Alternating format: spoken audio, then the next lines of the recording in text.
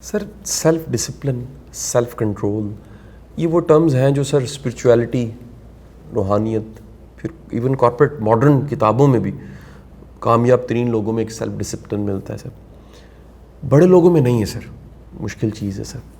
اس کا سر کوئی سرا ہے جس پریکٹس سے اس سیلف ڈسپلن یا اس ول پاور کو بلڈ کیا جا سکے؟